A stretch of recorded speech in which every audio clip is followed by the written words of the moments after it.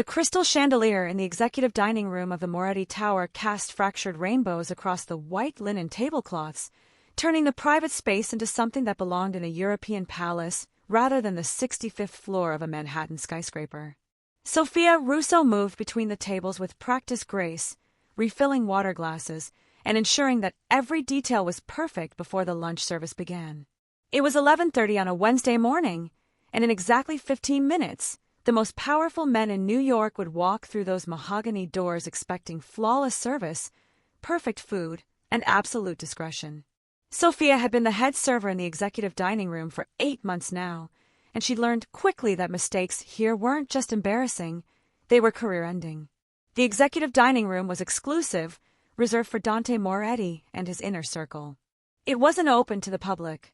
It wasn't even open to most of the employees who worked in the building. Only 5 servers were cleared to work here, and Sofia had clawed her way up from the cafeteria on the 3rd floor to earn her position. The pay was extraordinary. The tips were life-changing. And the fear was constant, because Dante Moretti wasn't just a real estate mogul or a hospitality entrepreneur. He was the youngest don of the Moretti family, a man whose name was spoken in whispers even by people who should have known better. Sofia had seen him exactly 17 times in 8 months, and each time, she kept her eyes down, her voice soft, and her presence as invisible as possible. That was the key to survival here: be excellent, but invisible. Sofia smoothed her black uniform dress, checked her reflection in the polished silver of a serving tray, and touched the necklace at her throat. It was a delicate gold chain with a heart-shaped locket, simple and pretty, catching the light when she moved. She probably shouldn't be wearing it. The dress code was strict: minimal jewelry, nothing that could distract or seem unprofessional. But the necklace was small enough that it usually went unnoticed, tucked just below her collar. And she needed to wear it today. It had been exactly 3 years since Marcus gave it to her. 3 years since he'd clasped it around her neck in their tiny apartment in Brooklyn, his hands gentle, his voice full of promises he had no intention of keeping. "This is just the beginning, Sof," he'd said, kissing her temple. "Next year, it'll be a ring. I promise." There had been no ring. There had been another woman, discovered 6 months later. There had been a breakup that shattered her into pieces, so small she wasn't sure she'd ever put herself back together properly. There had been 2 years of silence, of healing, of learning to be whole again without him. She should have thrown the necklace away. She should have sold it, even though it was only worth maybe $200. But today was the anniversary of the day they met, and she'd woken up feeling raw and nostalgic and stupid. So she'd put it on, a small rebellion against her own better judgment, a tiny acknowledgement of the girl she used to be who still believed in forevers. By tonight, she'd take it off and put it back in the drawer where it belonged. But for now, just for today, she let herself remember what it felt like to be loved, even if that love had been a lie. "Sofia, the Pellegrino is running low," Maria called from the service station. Maria was the senior server, a woman in her 50s who'd worked for the Moretti family for 30 years and knew where all the bodies were buried, sometimes literally. "I'll grab another case from the supply room," Sofia said, grateful for the distraction from her thoughts. She slipped through the discreet service door and down the hallway to the climate-controlled storage room where they kept the expensive bottles and imported goods. She was loading her arms with green glass bottles when she heard voices approaching from the main corridor. "The meeting with the Calabrese family went better than expected," a smooth male voice said. "They've agreed to the new territory lines." "Good!" That voice made Sofia freeze. It was deep, commanding, with an edge that suggested violence held on a very short leash. "Dante Moretti. And the shipment from Napoli? Delayed by customs, but Luca is handling it. Should be cleared by Friday." Sofia's heart hammered against her ribs. She shouldn't be hearing this. She pressed herself against the shelving unit, praying they'd walk past without noticing the partially open door. "Mr. Moretti, the dining room is prepared for your lunch," a third voice said. "Miss Chin from the Hong Kong office arrived early. She's waiting in your private lounge. Tell her I'll be there in 5 minutes." The voices faded. Sofia let out a shaky breath and counted to 30 before emerging from the storage room, her arms full of Pellegrino bottles. She hurried back to the dining room, slipping through the service entrance, just as the main doors opened. Dante Moretti walked in. Sofia kept her head down, focusing on setting the bottles into the ice-filled basin at the service station. But she could feel his presence like a physical weight, the way the entire room seemed to reorganize itself around him. He was wearing a navy suit today, tailored to perfection, with a crisp white shirt open at the collar. No tie. He never wore ties, as if even that small constraint was too much for him to tolerate. His dark hair was styled back, revealing a face that could have belonged to a Roman emperor, all sharp angles and ruthless beauty. Sofia! Her name and his voice made her jump. She turned, her eyes widening.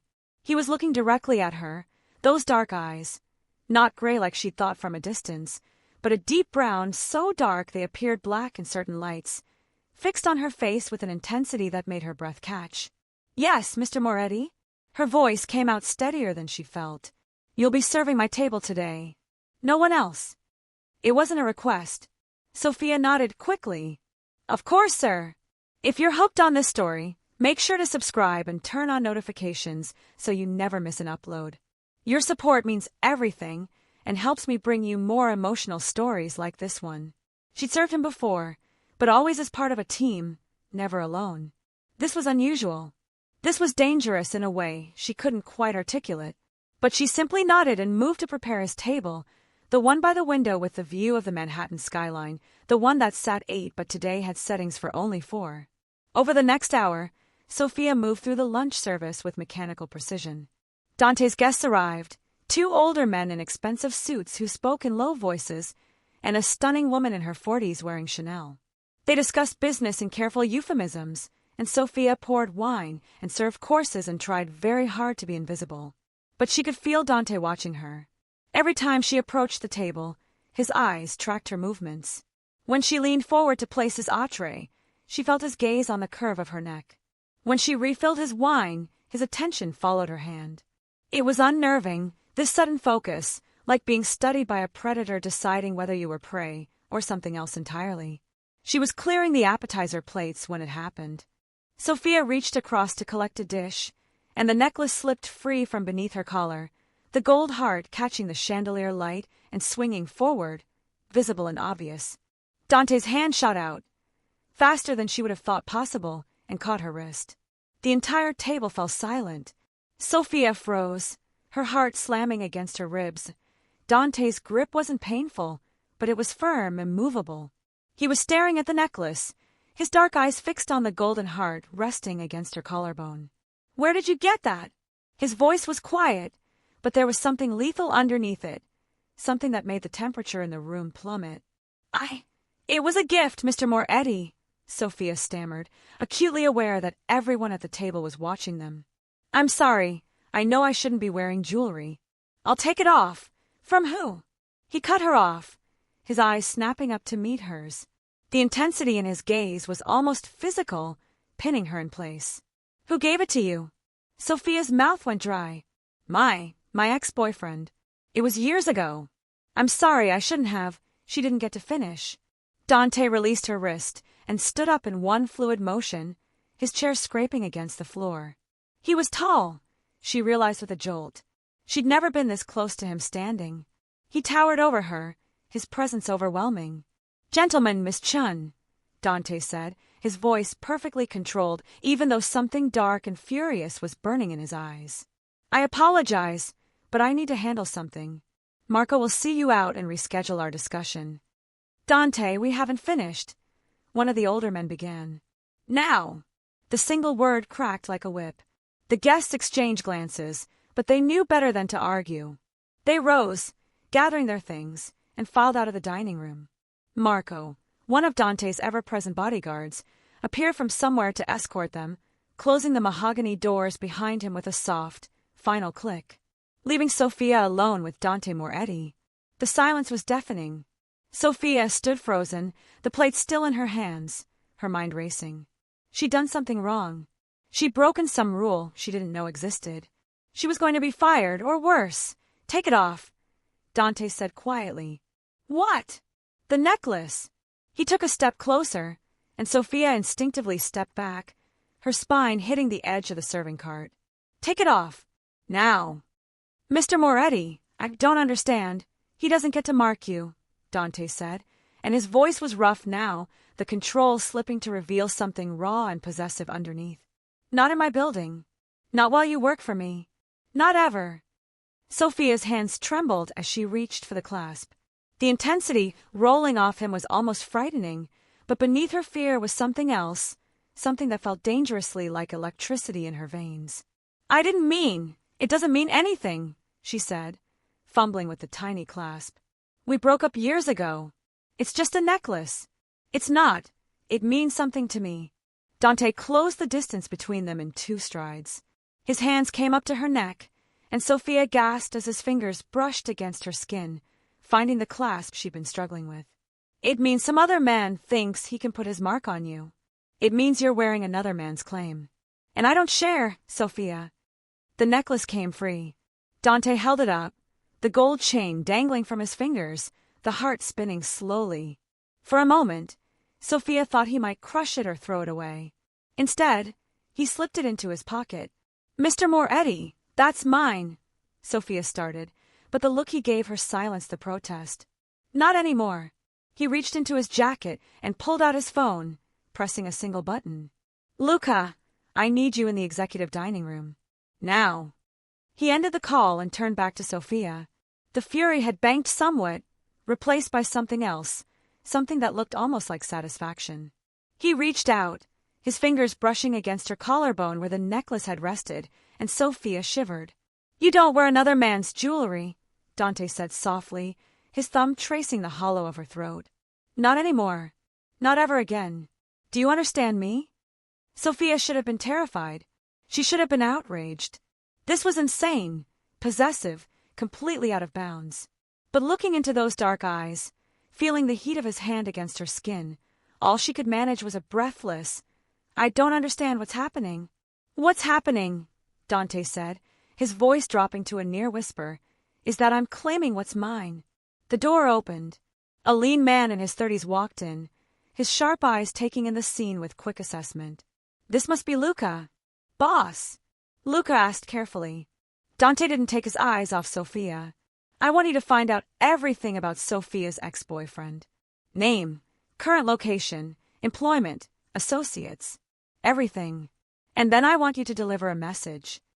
What message? Sofia whispered. Dante smiled, but it wasn't a kind smile. It was the smile of a wolf showing its teeth. That if he ever comes near you again, if he ever tries to contact you, if he even thinks about you, I'll kill him. Sofia's apartment in Brooklyn had never felt smaller than it did at 2 a.m. with Dante Moretti standing in her living room.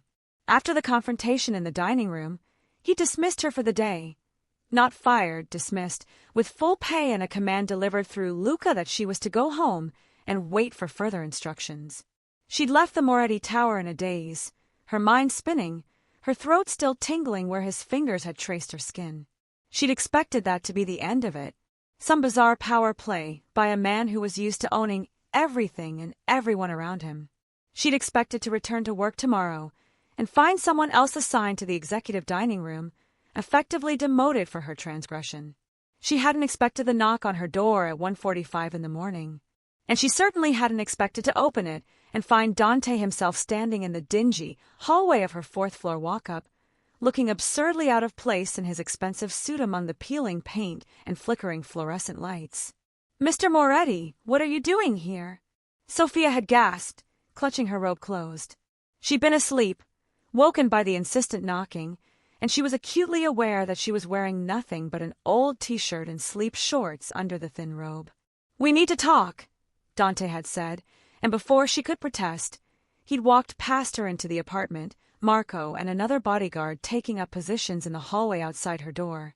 Now he stood in her tiny living room, his presence making the space feel cramped and shabby. His eyes moved over her belongings with an assessing gaze, the second-hand couch, the bookshelf made of stacked crates, the kitchen that was barely more than a hot plate and a mini fridge. You live here, he said, and it wasn't a question. There was something in his tone she couldn't quite identify. Disapproval? Concern? Yes, Sofia said, wrapping her arms around herself defensively. It's what I can afford on a server's salary. Not all of us own skyscrapers. Dante turned to face her, and the intensity in his dark eyes made her breath catch. That's going to change. What's going to change? All of this. He gestured vaguely at the apartment. Your living situation. Your job. Everything. Sofia felt anger flare hot in her chest, burning through the confusion and the unwanted attraction that had been simmering under her skin since he touched her. You can't just fire me because I wore a necklace. I'm not firing you, Dante interrupted. I'm promoting you. That stopped her. What? You're wasted serving tables, Dante said, moving closer. I've been watching you for months, Sofia. You're smart. You're observant. You handle pressure better than half my trained staff. You're going to be my personal assistant. Sofia blinked, certain she'd misheard. Your personal assistant?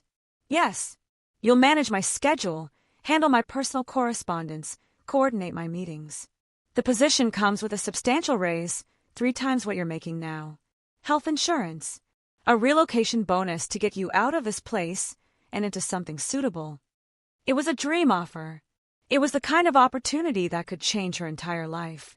And every instinct Sofia had was screaming at her that it was a trap. Why? She asked, her voice barely above a whisper. Why me? Dante closed the remaining distance between them until he was standing close enough that she could feel the heat radiating from his body, could smell that expensive cologne mixed with something uniquely him.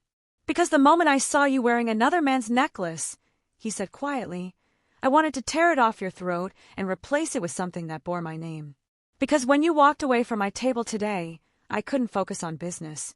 All I could think about was finding the man who gave you that cheap piece of gold and making him understand that you're not his anymore. That you never were. That you were always meant to be mine.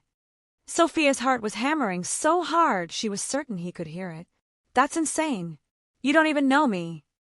I know enough. His hand came up to cup her face, his thumb brushing across her cheekbone with surprising gentleness. I know you send half your paycheck to your mother in Philadelphia for her medical bills. I know you work doubles twice a week and still volunteer at the Literacy Center on Sundays. I know you haven't dated anyone since your ex left, and you eat ramen for dinner 4 nights a week so you can afford your rent. Sofia jerked back, anger and violation warring in her chest. You had me investigated. I investigate everyone who works near me, Dante said simply. It's not personal. Except with you. It became personal 3 months ago when I watched you handle a drunk executive who tried to grab you. You didn't scream. You didn't panic. You simply broke his finger and had security escort him out before his colleagues even noticed what happened. Sofia remembered that night. She'd been terrified afterward, shaking in the staff bathroom, certain she'd be fired. But nothing had happened. The executive had been quietly blacklisted from the building, and no one had ever spoken of it again.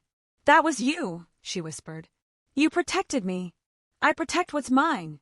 I'm not yours. The words burst out of her, sharp with desperation. You can't just decide you own me because you don't like seeing me wear a necklace from my ex. That's not how the world works. It's how my world works. Dante's voice was calm and placable. And you've been living in my world for 8 months now, Sofia. You just didn't realize it. He reached into his jacket and pulled out a small black velvet box. Sofia's breath caught as he opened it, revealing a necklace that made her ex's gift look like costume jewelry from a gas station. It was platinum, not gold, with a delicate chain that caught the dim light of her apartment and seemed to glow. The pendant was a brilliant cut diamond surrounded by smaller sapphires, the design elegant and timeless, and probably worth more than everything Sofia owned combined. This belonged to my grandmother, Dante said, taking the necklace from the box. She wore it on her wedding day. My grandfather gave it to her when he asked her to be his wife, and she wore it every day until she died. It's been in a vault for 10 years, because I've never found anyone worthy of wearing it. He stepped behind her, and Sofia stood frozen as he brought the necklace up to her throat. The metal was cool against her skin, a sharp contrast to the heat of his fingers as he fastened the clasp. Until now, he murmured against her ear, his breath warm on her neck. Sofia looked down at the necklace resting against her collarbone. It felt heavy, weighted with meaning and history, and a claim she hadn't agreed to. I can't accept this, she said, even as her traitorous fingers came up to touch the diamond. This is too much. This is Non-negotiable. Dante's hands settled on her shoulders, turning her to face him. You wear this now. You wear my name, my protection, my claim. And in return, I give you everything you've been struggling for. Security, stability, a life where you don't have to choose between eating and paying your mother's medical bills. This isn't a job offer, Sofia said, looking up at him. This is something else entirely. Yes, Dante agreed simply. It is. What if I say no? Something dark flickered in his eyes. Then I'll accept your answer and leave. The necklace is yours regardless. Consider it compensation for the one I took. You'll keep your job in the dining room with the same pay and benefits. And I'll make sure you never have to see me again. He said it calmly, but Sofia could hear the lie in it, could see it in the tension in his jaw, the way his hands tightened almost imperceptibly on her shoulders. He would let her go if she insisted, but it would cost him something to do it. But, he continued, his voice dropping lower, if you say yes, if you accept this position and everything that comes with it, then you need to understand what you're agreeing to. I'm not a good man, Sofia. I've done things that would horrify you. I live in a world where violence is currency and loyalty is bought in blood. And I'm possessive beyond reason when it comes to things I consider mine. I'm not a thing, Sofia said, but her voice was weaker than she wanted it to be. No, Dante agreed. You're so much more than that. You're the first person in 10 years who's made me feel something other than cold calculation. You're the woman who's been haunting my thoughts for months, who I've been watching and wanting and denying myself because I knew once I claimed you, I'd never be able to let you go. His hand came up to touch the necklace, his fingers tracing the diamond. So tell me, Sofia, do you want to stay in this apartment, working doubles and eating ramen, wearing the ghost of a man who didn't deserve you? Or do you want to take a chance on something terrifying and dangerous and completely insane? Sofia knew what the sensible answer was. She knew she should thank him politely, hand back the necklace, and walk away from this beautiful, dangerous man who looked at her like she was something precious and breakable. But when had being sensible ever gotten her anything but heartbreak? If I say yes, she said slowly, I need rules, boundaries. Interest sparked in Dante's eyes. Name them. I'm not sleeping with you just because you're my employer. If something happens between us, it happens because we both want it, not because you're paying my salary. Agreed? I want my own apartment. Not something you pick. Something I choose. Within reason. I'm not letting you live somewhere unsafe. And my mother's medical bills, I want that in writing. Not as a favor, but as part of my compensation package. So if this doesn't work out, she's still taken care of. Something softened in Dante's expression, a glimpse of the man beneath the Mafia don. Done. Anything else? Sofia touched the necklace at her throat, feeling the weight of the decision pressing down on her. If I do this, if I say yes, you need to understand that I'm not her. Her! Whoever you're imagining when you look at me, whatever role you want me to fill. I'm just Sofia. I'm broke and screwed up, and I have trust issues, and I'm probably making the worst decision of my life right now. So if you're expecting some kind of fairy tale princess, you're going to be disappointed. Dante's smile was slow and genuine, transforming his face into something almost beautiful. Sofia, if I wanted a princess, I would have found one years ago. What I want is you. Broken pieces, trust issues, and all. He pulled a folded document from his inside jacket pocket. This is the employment contract. Take tonight to read it. If you sign it, have Marco bring it to me tomorrow morning. If you don't, leave it on your kitchen counter, and I'll have someone collect the necklace, and we'll pretend this conversation never happened. He moved toward the door, then paused, turning back. For what it's worth, Sofia, I hope you say yes. Because I've been waiting months for an excuse to make you mine, and that necklace was the perfect justification. But I want you to choose this. Choose me. Not because you're scared or because you need the money, but because you feel even a fraction of what I feel when I look at you. And then he was gone, the door clicking shut behind him, leaving Sofia alone in her tiny apartment with a diamond necklace worth a fortune around her neck and a contract that would change her life in her trembling hands. She sank onto the couch and opened the contract. It was surprisingly straightforward, none of the legal doublespeak she'd expected. Salary, benefits, duties, all clearly outlined. There was even a clause about her mother's medical expenses, exactly as she'd requested. But it was the final page that made her breath catch.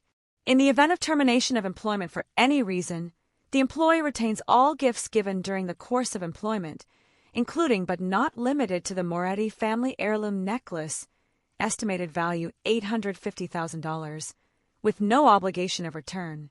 $850,000, around her neck, given to her freely, whether she accepted the position or not. Sofia touched the diamond, feeling its facets catch the light. This wasn't just a job offer. This wasn't even just a romantic proposition. This was Dante Moretti laying his claim in a way that was impossible to misunderstand. He was marking her as his, protecting her, providing for her, and giving her the choice to accept or refuse, but making sure she understood exactly how much he valued her either way. She should have been terrified. She should have been running. Instead, Sofia found herself reaching for a pen. 3 hours later, as dawn painted her windows pink and gold, Sofia stood in front of her bathroom mirror wearing the Moretti diamond and nothing else. She'd signed the contract. In a few hours, Marco would collect it, and her entire life would change.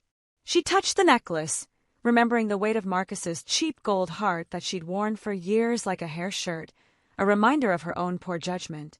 This necklace felt different.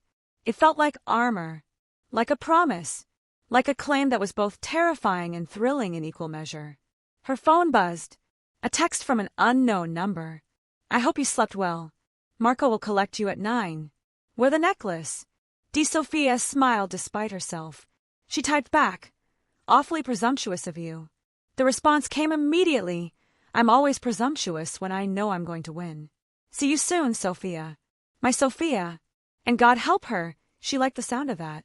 The Moretti Tower penthouse occupied the entire 72nd floor, a sprawling testament to wealth and power that made Sofia's entire apartment building look like a storage shed. Floor-to-ceiling windows offered a 360-degree view of Manhattan, the city sprawling beneath them like a kingdom waiting to be conquered. The floors were polished marble, the furniture was Italian leather and dark wood, and everything from the abstract art on the walls to the fresh orchids on every surface screamed money in a way that was both beautiful and intimidating. Sofia stood in the center of the main office, her new office, trying to process the fact that this was now her workspace. A sleek glass desk dominated one corner, positioned to face Dante's larger desk across the room. 2 leather chairs, a computer setup that probably cost more than her car, and a view that belonged on a postcard. "Your credentials are already programmed into the system," Luca said, handing her a slim black phone and a security card. "This phone is encrypted. Only use it for business communications. Mr. Moretti's schedule is synced to your calendar, and you'll receive alerts for any changes. Your first task is to review this week's appointments and flag anything that needs his immediate attention." Sofia took the phone, her fingers closing around the expensive device. It had been 4 days since she'd signed the contract. 4 days of paperwork, background checks, security briefings, and a whirlwind apartment hunt that had ended with her moving into a luxury 2-bedroom in Tribeca that Dante had suggested, with the kind of suggestion that wasn't really a suggestion at all. Her mother's medical bills had been paid in full. The collection agencies had stopped calling. Sofia had cried for an hour when she'd received the confirmation. And through it all, she'd barely seen Dante himself. He'd been in Chicago on business, communicating only through Luca and brief text messages that were always professional, always appropriate, and always signed with just his initial. But she'd worn the necklace every day. And every night, she caught herself touching it, remembering the heat of his hands on her throat. "He'll be back this afternoon," Luca continued, checking his watch. "He has a dinner meeting at 7 with the Calabrese family at Giordano's. You'll accompany him." Sofia's head snapped up. "Accompany him? I thought I was managing his schedule, not attending his meetings." Luca's expression didn't change, but something flickered in his eyes. Amusement. Pity. "You're his personal assistant. That means you're with him whenever he needs you. The Calabrese meeting is important. They're finalizing a territory agreement. Mr. Moretti wants you there to take notes and observe." "Observe what?" "How his world works." Luca handed her a leather portfolio. "Everything you need to know about the Calabrese family is in here. Study it. Mr. Moretti expects you to be prepared." After Luca left, Sofia sank into her chair and opened the portfolio. What she found inside made her stomach drop. It wasn't just business profiles. It was a dossier that read like something from a crime thriller. Family trees with notes about murders, betrayals, and alliances. Financial records that clearly showed money laundering. Photographs of men with annotations like suspected of 3 contract killings and informant, eliminated 2019. This was the world Dante had warned her about. The world she'd agreed to enter when she'd signed that contract. Sofia closed the portfolio and pressed her hands against her eyes. What had she done? Her new phone buzzed. A text from Dante. Luca says you're settling in. Good. I'll see you tonight. Wear black. She should have been annoyed by the command. Instead, her pulse quickened. What if I want to wear red? She typed back. The response came quickly. Then wear red and drive me insane. Either way, you'll be the most beautiful woman in the room. Sofia felt heat flood her cheeks. She set the phone down and tried to focus on the work in front of her, but all she could think about was seeing him again. Giordano's was the kind of restaurant that didn't have prices on the menu and required reservations 6 months in advance. Sofia arrived at 6:45 in a black cocktail dress that she'd panic bought that afternoon, the Moretti diamond glittering at her throat. Marco met her at the entrance, his usual stoic expression softening slightly when he saw her. You look good, Miss Russo. Boss is already inside. Private room in the back. He led her through the main dining room, past tables of wealthy patrons who barely glanced up from their osso buco and risotto. But when they entered the private room, every head turned. Dante sat at the head of a long table, flanked by 4 men in expensive suits. Across from them sat 5 more men, presumably the Calabrese family. The air was thick with tension and cigar smoke. And then Dante's eyes found her, and everything else ceased to exist. He stood immediately, the movement fluid and commanding. He'd changed since this morning. Now he wore all black, the suit fitted perfectly to his broad shoulders, a black shirt open at the collar revealing a glimpse of tan throat.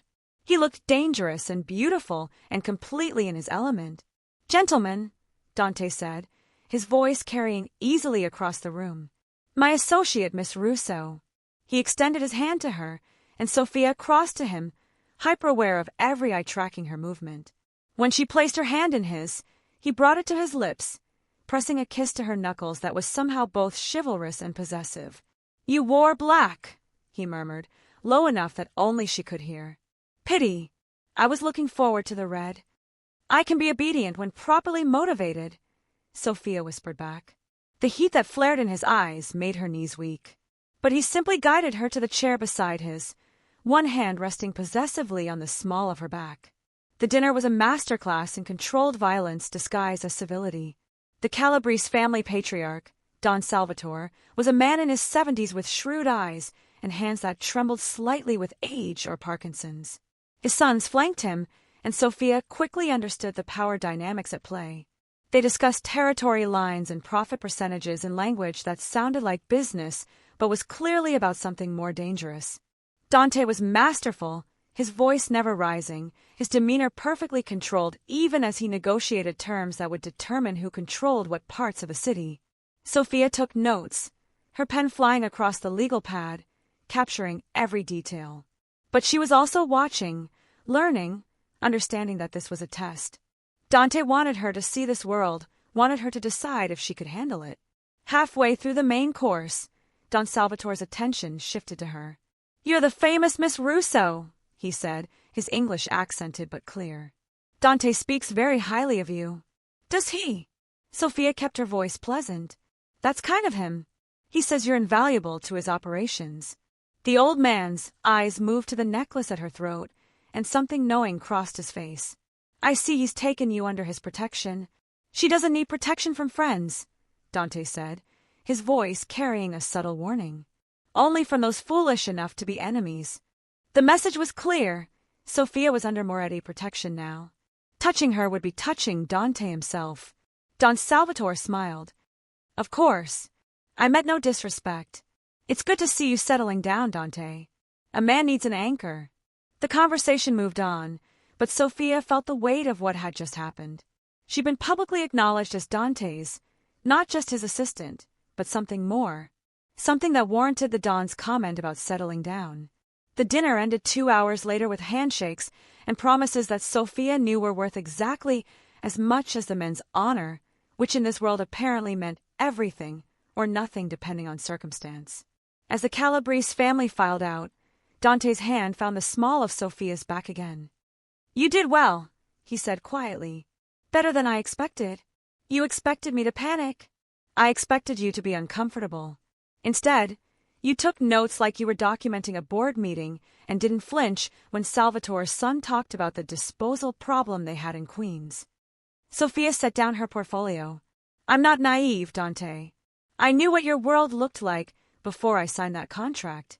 I'm not going to fall apart because men speak in euphemisms about things I'd rather not think about." Something hot and approving flared in his eyes. He stepped closer, backing her against the table, caging her in with his arms. "Do you have any idea what it does to me, watching you handle yourself like that? Seeing you wear my necklace while sitting at my side, representing me?" Sofia's breath caught. They were alone now, Marco having stepped outside to give them privacy. Dante was so close she could feel the heat radiating from his body, could smell his cologne mixed with something uniquely him. "Dante, I've been in Chicago for 4 days," he continued, his voice dropping to a rough whisper, "trying to close a deal worth $50 million. And all I could think about was getting back here to you, seeing you in my office, watching you wear what's mine." His hand came up to touch the necklace, his fingers tracing the diamond before sliding to cup her throat gently. "Tell me you feel it too. Tell me I'm not insane for wanting you this much after just a few days." Sofia looked up at him, at this dangerous, powerful man who looked at her like she was water in a desert. "You're probably insane," she whispered. "But so am I, because I can't stop thinking about you either." The kiss was inevitable.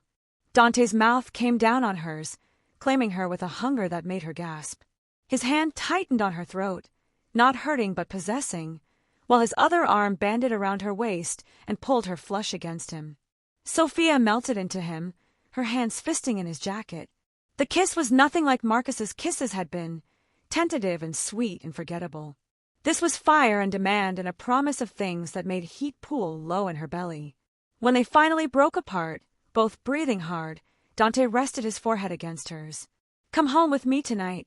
It wasn't really a question, but Sofia appreciated that he'd phrased it as one. She nodded, not trusting her voice. They were heading toward the exit when Sofia's phone buzzed. Not the encrypted phone Luca had given her, her personal phone, the one she'd had for years. She almost ignored it, but something made her check. The text message made her blood run cold. "Hey Sof. Long time. Heard you moved up in the world. That's my girl. Listen, I'm back in New York. We should talk. I miss you. And Marcus." After 2 years of silence, her ex had chosen tonight of all nights to resurface. "What's wrong?" Dante asked immediately, reading the change in her expression. Sofia's hand trembled as she showed him the phone. She watched as Dante's face transformed from post-kiss warmth to something cold and lethal. "Marcus Chun," Dante read aloud. "Your ex. I don't know how he got my new number," Sofia said quickly. "I changed it when I moved. I haven't spoken to him in 2 years. He says he heard you moved up in the world." Dante's voice was dangerously quiet. "That means someone told him about you. About us." The implications hit Sofia like ice water. "Someone's watching me." "Someone's watching you," Dante confirmed. He pulled out his own phone, dialing quickly. "Luca! I need surveillance on Sofia's apartment, building from the last week. Someone leaked information about her to an ex-boyfriend. I want to know who, and I want to know now." He ended the call and looked at Sofia, and the fury in his eyes was terrifying, not directed at her but for her. "This isn't a coincidence. He doesn't just hear that you're working for me. Someone told him.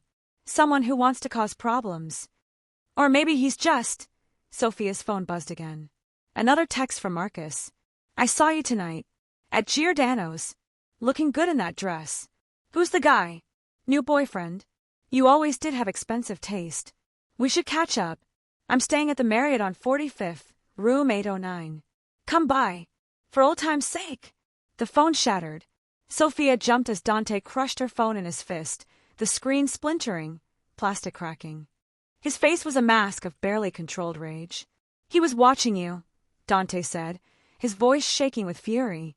"He followed us to dinner.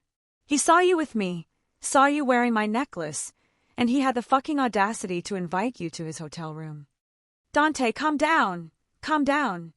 He turned to her, and Sofia took an involuntary step back at the violence blazing in his eyes. "He's been in the city long enough to find out where you work, to get your new number, to stake out the restaurant. This wasn't casual, Sofia. This was planned." Marco appeared in the doorway, his hand on his weapon. "Boss! Get the car," Dante ordered. "We're going to the Marriott on 45th. And call Franco. I want a full team." "Wait," Sofia grabbed his arm. "You can't just... What are you going to do?" Dante looked down at her hand on his arm, then up at her face. Some of the fury banked, replaced by grim determination. "I'm going to have a conversation with your ex-boyfriend. I'm going to explain to him very clearly that you are not available for catching up or old times' sake or any other reason. And I'm going to make sure he understands what happens to men who threaten what's mine." "You'll kill him," Sofia whispered. "Not unless he's incredibly stupid." Dante cupped her face with both hands, forcing her to look at him. "I told you I was possessive. I told you I don't share. That necklace around your throat?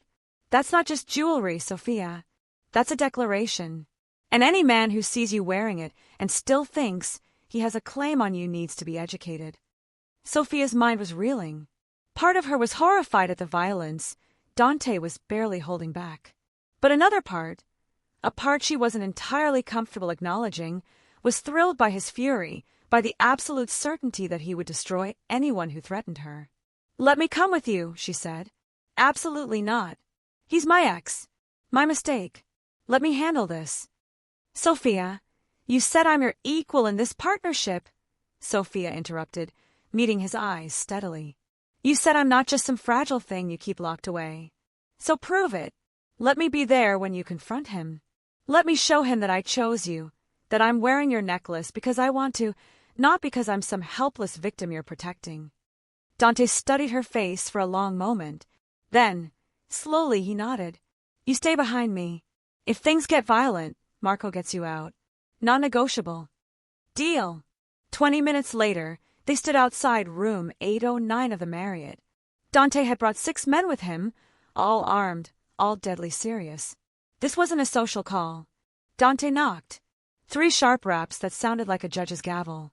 The door opened, and Sofia's ex-boyfriend stood there in jeans and a t-shirt, a beer in his hand and a confused smile on his face that died the moment he saw the assembled force in the hallway. "Sofia?" "What?" He didn't get to finish. Dante's hand shot out, grabbing Marcus by the throat and slamming him back into the room. Sofia followed, Marco right behind her, as the rest of Dante's men filed in and closed the door. Marcus struggled in Dante's grip, his face turning red. "What the fuck, man? Let go." "You texted my fiancé," Dante said, his voice deadly calm. "You invited her to your hotel room. You've been following her. So I'm here to have a conversation about boundaries and consequences." Marcus's eyes went wide. "Fiancé? Sofia, what is he talking about?" Sofia stepped forward, her hand instinctively going to the necklace at her throat. And looking at Marcus now, at this man who'd broken her heart and destroyed her financial stability and disappeared without a backward glance, she felt nothing but contempt. "I'm talking about the fact that I've moved on, Marcus," Sofia said coldly. "The fact that you don't get to waltz back into my life after 2 years and expect me to come running. The fact that whatever we had is dead and buried." "But I came back for you," Marcus protested, still struggling weakly against Dante's hold. "I made a mistake, Sof. Jessica and I didn't work out. I realized you were the one I wanted all along. I'm here to make things right." "You're 2 years too late," Sofia said. "And I'm with someone else now." She stepped closer to Dante, placing her hand on his arm. The gesture was clear. "This is my choice. This is where I belong." Marcus's eyes went from Sofia to Dante to the assembled men, and reality finally seemed to penetrate. "Holy shit, you're fucking Dante Moretti. Sofia, do you have any idea who this guy is?" "I know exactly who he is," Sofia said quietly. "Do you?" The color drained from Marcus's face. "Good. Let him be afraid. Dante released Marcus's throat with a shove that sent him stumbling backward onto the bed. I'm going to explain this once, and only once, Dante said, his voice like ice. Sofia belongs to me now. She wears my necklace. She works in my building. She sleeps in an apartment I provided. And soon, she'll wear my ring. Are you understanding me so far? Marcus nodded frantically, rubbing his throat. If you text her again, call her again, or come within 100 feet of her, I will know, Dante continued. And what happens next will not be a conversation. It will be a funeral. Your funeral. Am I being clear? Yes. Jesus. Yes, I understand. Good. Dante pulled out his wallet and threw a stack of cash onto the bed. That's enough for a bus ticket to anywhere that isn't New York. I suggest you use it. Tonight. He turned to leave, his hand finding Sofia's back again, but Marcus's voice stopped them. She's just using you, you know, Marcus said, some of his old bravado returning now that Dante was no longer actively strangling him. Sofia's good at that. She plays the sweet, innocent girl, but she's just looking for someone to pay her bills. That's why she was with me. I had money. Now you have more money. So she upgraded. Give it a few months. She'll get bored and move on to someone else. The words hit Sofia like a slap, not because they were true, but because they were such a cruel distortion of her motivations, reducing her agency to nothing more than gold-digging opportunism. She felt Dante tense beside her, felt the violence coiling in him like a spring about to snap. Sofia, Dante said quietly, not taking his eyes off Marcus. Do you want to leave, or do you want to stay and watch me educate your ex-boyfriend on the consequences of disrespecting you? Sofia looked at Marcus, at the small, spiteful man who'd once made her cry herself to sleep at night, and she realized he had no power over her anymore. His words were just noise. Let's go, she said. He's not worth your time. But Dante wasn't quite finished. He crossed back to the bed in 3 strides, grabbed Marcus by the shirt, and pulled him close enough that their faces were inches apart. She's not using me, Dante said, his voice soft and lethal. She's my partner. My equal, the woman I'm going to marry and build an empire with. And the fact that you could spend 2 years with someone like her and not see her value tells me everything I need to know about why she left you. You didn't deserve her then, and you sure as hell don't deserve to speak her name now. He released Marcus with a shove. Bus ticket. Tonight. Don't make me come back here. This time, when they left, Marcus didn't say another word. In the car ride back to Dante's penthouse, Sofia was quiet, processing everything that had just happened. The confrontation, the threats, the casual violence simmering under every word. Are you all right? Dante asked, his hand finding hers in the darkness of the car. I think so, Sofia said. Then, more honestly, I don't know. That was intense. Too intense. Do you regret coming? Sofia thought about it. About watching Dante defend her honor with such absolute conviction. About the way he'd called her his partner, his equal. About how safe she'd felt even surrounded by dangerous men because she knew they were there for her.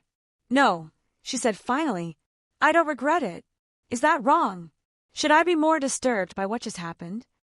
Dante brought her hand to his lips, pressing a kiss to her knuckles. You're disturbed by exactly the right amount. You're not running. You're not pretending this is normal. You're processing it and deciding if you can live with it. That's all I can ask. He called me a gold digger. He's an idiot. But he's not entirely wrong, is he? Sofia turned to face him. I did accept your job offer because I needed money. I am living in an apartment you're paying for. I am wearing a necklace worth more than most people's houses. From the outside, it probably does look like I'm using you. Dante's hand tightened on hers. Are you using me, Sofia? No, she said immediately. Then, more quietly, but I'm also not going to pretend that your money didn't factor into my decision. I'd be lying if I said it didn't matter that you could pay my mother's medical bills, that you could offer me security I've never had. Does that make me a bad person? It makes you human, Dante said, and honest, which is more than most people in my world can claim. He reached out to touch the necklace at her throat. This isn't payment for services, Sofia. This is a symbol, a promise. I'm not keeping you here with money. I'm offering you a choice every single day to stay or go. And so far, you keep choosing to stay. Because I'm falling for you, Sofia admitted, the words tumbling out before she could stop them. Because somewhere between you destroying my cheap necklace and threatening my ex-boyfriend, I started to actually care about you. Which is probably insane considering we've known each other for less than 2 weeks. Dante's smile was slow and devastating. Then we're both insane. Because I've been falling for you since the moment I saw you break that executive's finger without breaking a sweat. He pulled her closer until she was practically in his lap and kissed her with a thoroughness that made her toes curl. Come upstairs with me, he murmured against her lips when they finally broke apart. Stay with me tonight. Not because I'm paying you. Not because you're my assistant. But because you want to. Sofia looked into those dark eyes and saw her future, dangerous, unpredictable, probably insane, but hers to choose. Yes, she whispered. I want to. And as the car pulled up to the Moretti Tower, Sofia touched the diamond at her throat and realized she wasn't wearing Marcus's ghost anymore. She was wearing Dante's promise, and she was choosing to accept it. The morning light filtered through the floor-to-ceiling windows of Dante's penthouse bedroom, painting Sofia's skin in shades of gold and amber. She lay tangled in sheets that probably cost more than her old monthly rent, her dark hair spread across the pillow, and for the first time in years, she felt completely at peace. Dante was already awake, propped up on one elbow, watching her with an intensity that should have been unnerving, but instead felt like being seen for the first time in her life. You're staring, Sofia murmured, her eyes still closed. I'm memorizing, Dante corrected, his finger tracing lazy patterns on her bare shoulder. Every detail. The way you look in my bed. In my home. Wearing nothing but my necklace. Sofia's eyes opened, meeting his. Last night had been everything she hadn't known she needed. Passionate and tender, claiming and giving, a conversation conducted in touches and gasps that had left them both breathless and changed. No regrets? Dante asked quietly. None, Sofia said and meant it. She reached up to touch his face, feeling the slight stubble on his jaw. You. Only that I waited this long. He caught her hand and brought it to his lips. I should have claimed you the first day I saw you. That would have been terrifying and inappropriate. It still is, Dante pointed out. But now you're here anyway. Sofia laughed, the sound rusty from sleep and overuse. She started to sit up, but Dante pulled her back down, rolling on top of her and caging her in with his arms. Where do you think you're going? I have work, Sofia protested, even as her body melted into the mattress. Your schedule is packed today. Conference call at 9 with the Singapore office, lunch meeting with the construction union reps, and that thing with the mayor at 4. Cancel it all. Dante!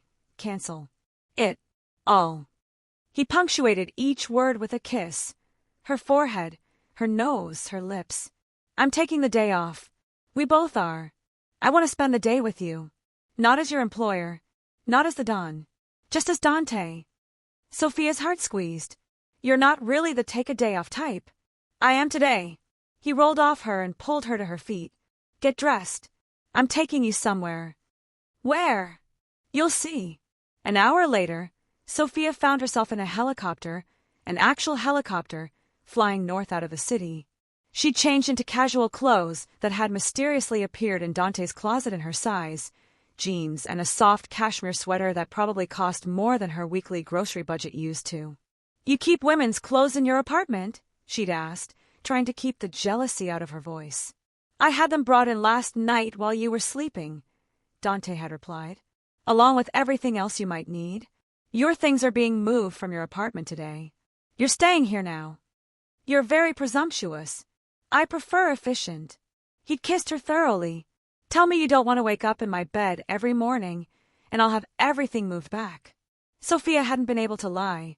Now, as the helicopter descended toward a sprawling estate in Westchester, Sofia pressed her face to the window like a child. The property was enormous, rolling hills, dense woods, and a lake that glittered in the morning sun. At the center of it all stood a stone mansion that looked like it belonged in the Italian countryside, not an hour north of Manhattan. What is this place? Sofia asked as they landed. Home, Dante said simply. The real one. The penthouse is for business. This is where I come when I need to remember who I am. He helped her out of the helicopter, his hand warm and steady around hers.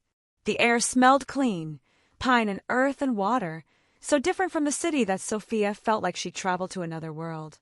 I bought this land 10 years ago, Dante said as they walked toward the house. Right after I took over the family business from my father. Everyone thought I was crazy, too far from the city, too vulnerable, too isolated. But I needed a place that was mine. Not the family's, not the business's. Mine. He led her through the front door into a space that took Sofia's breath away. It was beautiful, but not in the cold, intimidating way of the penthouse. This was warm, exposed wooden beams, stone fireplaces, comfortable furniture that looked lived in. Photographs lined the walls, family pictures going back generations. My grandmother, Dante said, pointing to a black and white portrait of a severe-looking woman with kind eyes. The one whose necklace you're wearing. She was a real power in the family. My grandfather ruled, but she advised. Every major decision went through her. He walked Sofia through the house, showing her room after room, each one revealing another piece of himself. A library with floor-to-ceiling bookshelves and a reading chair positioned to catch the afternoon light. A music room with a piano that Dante admitted he'd learned to play as a child but rarely touched now.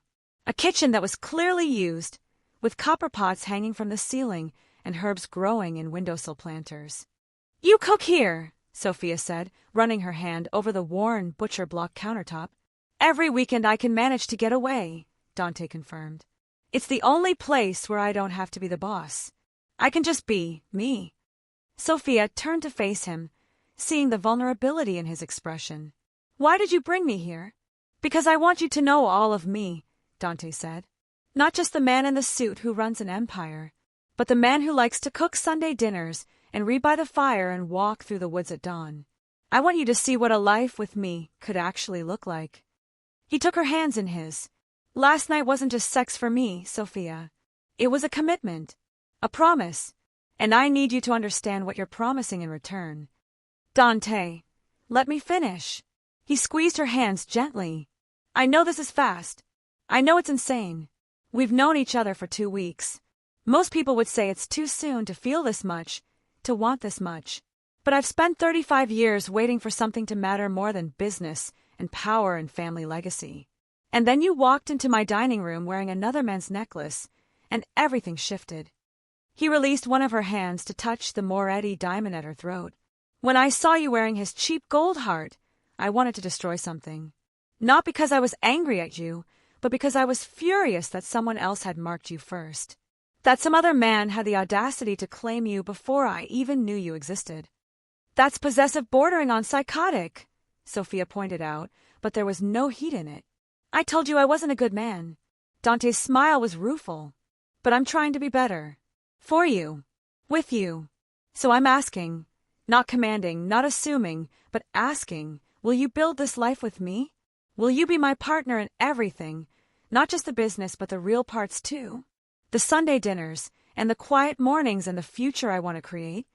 Sofia felt tears prick her eyes. 2 weeks ago, she'd been a server living paycheck to paycheck, wearing her ex's necklace like a hair shirt. Now she was standing in a mansion with a man who looked at her like she hung the moon, offering her a future she'd never dared to dream about. I'm scared, she admitted. Your world is dangerous. Marcus was just the beginning, wasn't he? There will be others. Enemies, rivals, people who'll try to use me to get to you. Yes, Dante said honestly. There will be. I can't promise you safety from everything, Sofia. But I can promise you that I will burn down the entire world before I let anyone hurt you.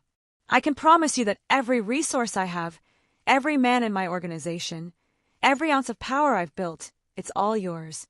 Your shield, your sword. That's not balance, Sofia said. That's you protecting me again. I need to know I'm not just something precious you're keeping in a gilded cage. Dante was quiet for a moment, considering. Then he pulled his phone from his pocket and made a call. Luca, clear my afternoon. Actually, clear my week. And set up a meeting with the accountants. I want Sofia added as a co-signer on all business accounts. Full access, full authority. He paused, listening. Yes, I'm sure. Do it today. He ended the call and looked at Sofia. Equal partners. You want to know everything about the business? I'll teach you. You want a say in decisions? You'll have a vote that carries the same weight as mine. You want to be more than just the woman I'm protecting? Then be the woman who stands beside me and helps me rule. Sofia's breath caught. You're serious? Completely. Dante pulled her closer. I don't want a pet, Sofia. I don't want some delicate flower I keep under glass. I want a queen. Someone strong enough to handle this life and smart enough to keep me from making stupid decisions driven by ego and anger. I think you're that person. So I'm offering you the throne next to mine. That's insane, Sofia whispered. Probably, Dante agreed. But I think you like a little insanity. Otherwise, you would have run the night I showed up at your apartment. He was right. Sofia knew he was right. A sensible woman would have called the police, filed a restraining order, gotten as far from Dante Moretti as possible. But Sofia had stopped being sensible the moment she signed that contract. The moment she chose to wear his necklace instead of Marcus's ghost. The moment she'd looked at this dangerous, powerful man and decided he was worth the risk. Okay, she said. Dante blinked. Okay, I'll be your partner. Your equal. Your queen. Sofia reached up to cup his face. But I have conditions. Name them. 1. You teach me everything. The business, the family, the rules of your world. No more secrets. No more protecting me from the ugly parts. Done. 2. We do this right. I'm not just moving into your bed and your life. I want dates. Real ones, where we get to know each other outside of business meetings and territorial disputes. Dante smiled. I can do dates. And 3. Sofia took a deep breath. I want to meet your family. The real family. If I'm going to be part of this world, I need to meet the people who matter to you. Something complicated crossed Dante's face. My family is difficult. Most families are. No, I mean, he sighed. My father is in prison. Tax evasion, money laundering, about a dozen other charges. He'll be there for another 8 years. My mother died when I was 15. My sister hasn't spoken to me in 3 years because she thinks I've become everything she hates about the family business. My uncle wants my position and has been actively trying to undermine me for the last decade. So a typical Italian family, Sofia said lightly. Dante laughed, the sound surprised and genuine. God, I love you. The words hung in the air between them. Sofia's heart stopped, started again, raced. What did you just say? Dante looked as surprised as she felt. I said I love you. Which is insane, I know. It's too soon. It's too fast. But it's true. I love you, Sofia Russo. I've been in love with you since you wore that ridiculous necklace and looked at me like you weren't sure if I was going to fire you or kiss you. Both, Sofia managed. I thought you were going to do both. I wanted to. He pulled her against him, his arms wrapping around her waist. I still want to kiss you. Constantly. Repeatedly. Until you believe that this is real and permanent and forever. Forever is a long time. Not long enough, Dante said. I want forever with you, Sofia. I want Sunday dinners in this kitchen and children running through these halls and growing old enough that I need a cane to walk through the woods. I want to build something that isn't just power and money. I want to build a life. With you. Sofia felt tears spill over, trailing down her cheeks. I love you too, she whispered. I think I started falling the moment you took that necklace and told me I didn't belong to anyone but you. Which is probably the least feminist thing I've ever said, but it's true. You belong to yourself first, Dante corrected gently, wiping away her tears with his thumbs. But you choose to give yourself to me, and I'm choosing to give myself to you. That's what makes it love instead of possession. He kissed her then, slow and deep and full of promise. When they finally broke apart, he rested his forehead against hers. So, Queen of my empire, he murmured, what do you want to do with the rest of our day off? Sofia smiled. Show me how to cook that Sunday dinner you promised. And tell me stories about your grandmother. And let me see all the parts of you that the world doesn't get to see. Done, done and done. Dante took her hand and led her toward the kitchen. Fair warning, my grandmother's sauce recipe is a family secret. I've killed men for less than sharing it with outsiders. Good thing I'm not an outsider anymore. No, Dante agreed, pulling her into his arms again. Your family now. Mine. The executive dining room had never looked more beautiful. White roses, Sofia's favorite, covered every surface, their petals scattered across the tables like snow. Candles flickered in crystal holders, casting warm light across the faces of the assembled guests. It was a small gathering, just 30 people. Dante's inner circle, his business partners, the few family members he still spoke to, and Sofia's mother, who sat in the front row wiping tears from her eyes, healthy for the first time in years, thanks to the medical care Dante had provided. Sofia stood in the bride's room, the private lounge that had been hastily converted for the occasion, staring at her reflection in the mirror. The dress was simple, elegant, cream-colored silk that Dante had commissioned from a designer in Milan. No veil, no train, just clean lines and classic beauty. And at her throat, the Moretti diamond sparkled like captured starlight. You look beautiful, Mija, her mother said, coming to stand behind her. Are you sure about this? It's only been 3 months. I'm sure, Mama, Sofia said, meeting her mother's eyes in the mirror. I know it's fast, but when you know, you know. He's dangerous, her mother said carefully. I'm not blind, Sofia. I know who Dante Moretti is, what he does. I know what he does too, Sofia said. All of it, the good and the bad, and I'm choosing him anyway. She turned to face her mother. He's given me everything, Mama. Not just money and security, but purpose, partnership. He's teaching me to run his business empire. I'm not just his wife, I'm his equal. Do you know how rare that is? Especially in his world. Her mother studied her face for a long moment, then nodded slowly. You love him. I do. More than I thought possible. Then that's enough. Her mother kissed Sofia's forehead. Just promise me you'll be careful. And that you'll call me every Sunday. Every Sunday, Sofia promised. A knock at the door interrupted them. Luca poked his head in, looking uncomfortable in his formal tuxedo. Miss Russo? He's ready. Sofia took a deep breath. This was it. No turning back. She walked out into the hallway, her mother on one side and Luca on the other. The doors to the dining room opened, and Sofia saw Dante standing at the front of the room, Marco beside him as best man. Dante was wearing a black tuxedo, perfectly tailored, his dark hair styled back. But it was his expression that stole Sofia's breath, the raw love and wonder in his eyes as he watched her walk toward him. The ceremony was brief, conducted by a judge who Dante had known for 20 years. Traditional vows with a few modifications that Sofia had insisted on, partnerships, and equals woven in among the love and cherish. When the judge pronounced them husband and wife, Dante kissed her like he was claiming her all over again, deep and possessive and absolutely certain. Mine, he murmured against her lips. Finally and forever mine. Ours, Sofia corrected, pulling back to look at him. We belong to each other now. Even better, Dante agreed. The reception was more party than formal affair.